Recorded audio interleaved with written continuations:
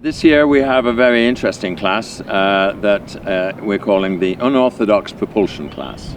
An unorthodox propulsion, when we came up with the idea, was what about all these cars that have different systems of propelling them to what we're accustomed to? Because for 90 years now, the main form of propulsion has been the internal combustion engine. That, of course, is changing as the world is turning more and more to electric cars. Well, we had a lot of electric cars at the turn of the last century in 1900. There was more than 100 manufacturers of electric cars at that time. And they were extraordinarily popular with ladies, particularly like a town car, because they could jump in the car, turn the lever, pull the handle, and the car drove away silently.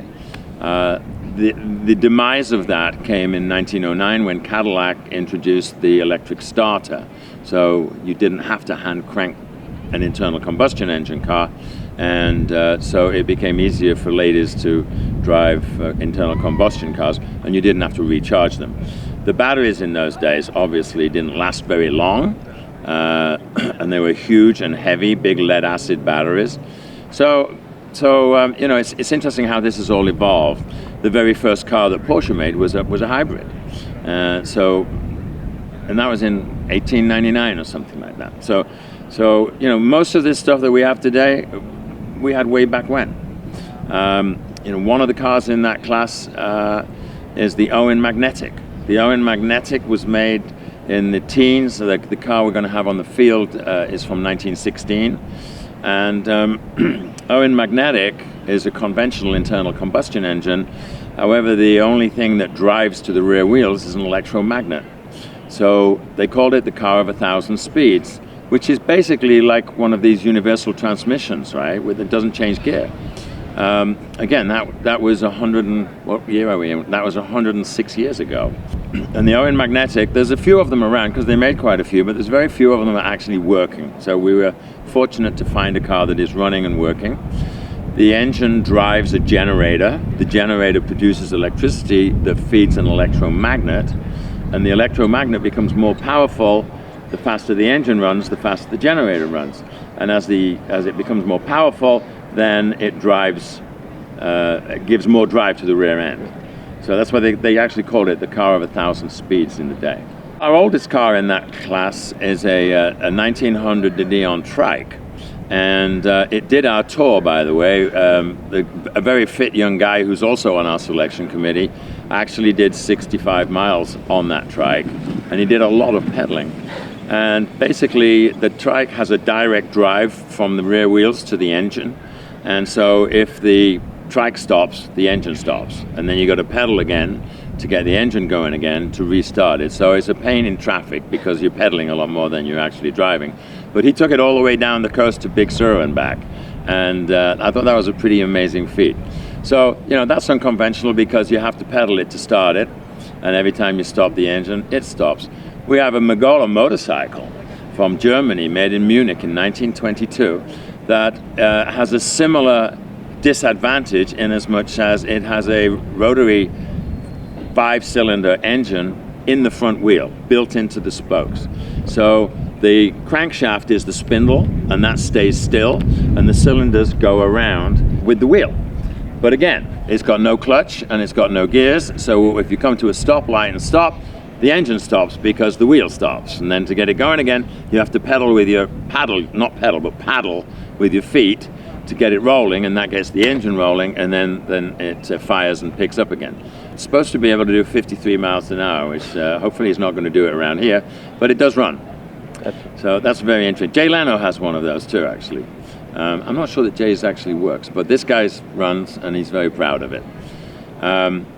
Take that engine, that rotary engine, and lay it on its side and make it horizontal, and we have the Jarvis that has the engine behind the cab, and the cylinders go around in a horizontal circle, and it just goes tuk, tuk, tuk, tuk, tuk, tuk, tuk. And it's a big engine too, it's quite heavy. That runs. It's part of the Hara collection in Reno, Nevada. We have a Stanley steamer. It's a non-condensing, and it's a completely original car too. It's never been painted, it's original leather, everything's original on it. And it runs great. But being a non-condensing engine, the steam is a total loss, so it's constantly surrounded by a huge cloud of steam, and it needs a lot of water, so it stops all the time to fill the boiler because it doesn't recycle through condensing. Then we have two very interesting citrongs. A 1938 that runs on gasogen, and in the Second World War, when oil was very scarce, particularly for the Germans, but for the French too, they invented this system where you have a enclosed furnace, and that car, I think they run it on coal, but you could run it on wood, and you fill this big canister full of fuel, you light it at the bottom, you close it up, and in about 20 minutes it's burning hot enough inside, and it's sealed, and it's burning hot enough that the fumes that come off, which are predominantly methane and hydrogen, are then going through a pipe, through a filter, through a cooler because it's hot, and then it feeds into the carburetor. And you can drive the car running on the fumes from the coal. Now that kind of made sense in 1938 to me, because the world was starting to come under the Nazi power, and the French were very, very good at inventing this stuff.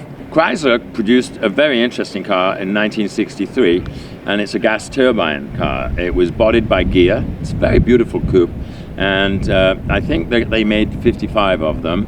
They never sold any of them, to the best of my knowledge. They were sort of a lease thing for testing.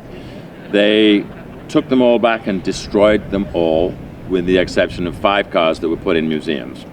And there's 5 of them still existing today in museums, and only 1 runs. And that's the car we have here on the lawn at Pebble Beach. So it'll be a gas turbine coming on here. And apparently it drives very nicely. Unfortunately, I haven't had the chance to drive in it yet, but they've promised me a ride. So, you know, that's 1963 gas turbines. They weren't the only company doing that in 1963. There was a couple of Rover built a gas turbine engine in the UK. But and General Motors made the Firebirds, of course, you know, Firebird 1, 2, and 3. They were all gas turbines and jet engines and things. We did electric cars last year here at Pebble Beach, and I'm thinking that next year maybe we'll just have a steam class.